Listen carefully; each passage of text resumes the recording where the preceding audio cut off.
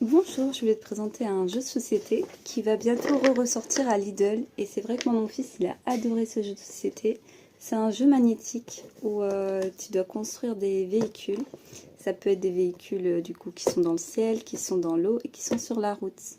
Dedans, il y a 9 véhicules possibles à faire.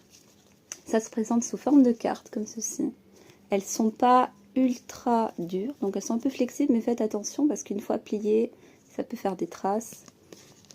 Et elles vont pouvoir être collées sur le panneau. Et on va en faire un ensemble pour vous montrer que c'est possible à faire, mais c'est pas si facile que ça. Au début, je pensais que j'allais faire ça très très vite avec lui et que ça allait pas être très compliqué. Et en fait, je dois quand même chercher les pièces parce qu'elles sont mises en tas dans le jeu.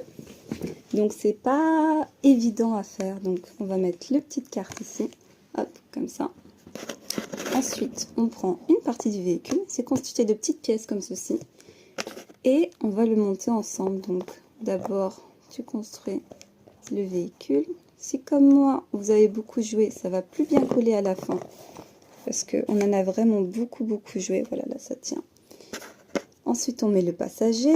C'est vrai que là, à ce moment-là, souvent, il me dit, mais c'est qui le petit garçon? Et je dis, ah, bah, c'est sans doute l'enfant du papa, du conducteur. Ils partent sans doute en vacances. Donc, on peut raconter une histoire par rapport à ça et dire, ah, bah là, ils vont aller à la montagne. Ils ont installé tout ce qu'il leur fallait sur le toit. Ou alors, à ton avis, ils vont aller à la mer. Ils vont installer un parasol avec tout ce qu'il leur faut pour justement pique-niquer à la mer. En fait, on peut se faire des petites histoires en même temps. C'est vraiment chouette. Par contre, ce que je trouve un peu dommage dans ce jeu-là, c'est que si la pièce est attribuée pour le puzzle, tu peux pas la changer. À part les roues, certaines roues sont échangeables. Par exemple, celles-ci, elles sont à la même taille. Mais il y en a d'autres qui sont peut-être plus grandes et qui peuvent pas être échangées. C'est un peu embêtant, moi, je trouve. Mais à part ça, c'est très bien, c'est très ludique. Après, tu peux soit mettre toutes les pièces dans la boîte et ton enfant il cherche à l'intérieur, mais c'est vrai que ça fait un peu fouillis, vous voyez, comme ceci.